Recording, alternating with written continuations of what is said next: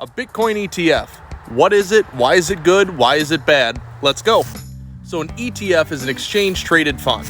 Look at it as a way of owning a particular asset without having to have direct exposure to it. Good examples of this would be gold, oil, gas, because you wouldn't want to hold the physical product and maintain the storage on them, but it is very easy to have something on paper saying that you own a certain amount of it. So in short, an ETF is good because it makes it super simple for traditional funds to flow into an asset.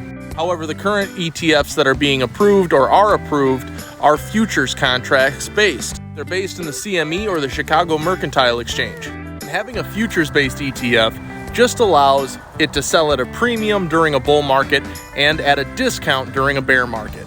This opens up huge opportunities for hedge funds to arbitrage it.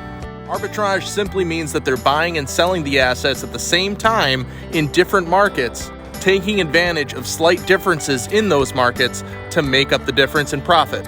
Now you might ask yourself, why are they doing this? This sounds an awful lot like the Grayscale Bitcoin Trust. Well, the answer is always money. They get to make a lot of money just out of constructing an ETF. Here's everybody involved.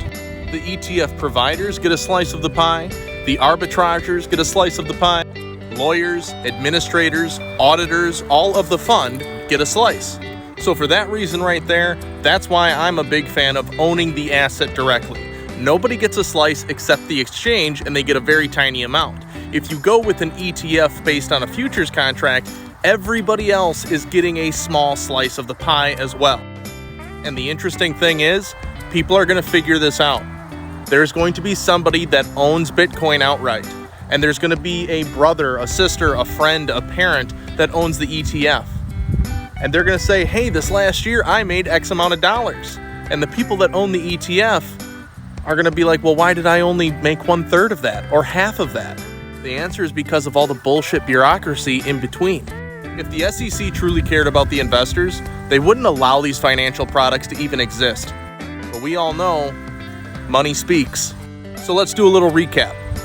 A Bitcoin ETF, regardless of it being futures-based or spot-based, is good because it allows traditional money to flow into the Bitcoin space. It's bad because it really allows hedge funds to further manipulate the market, which means you, the end consumer, get less.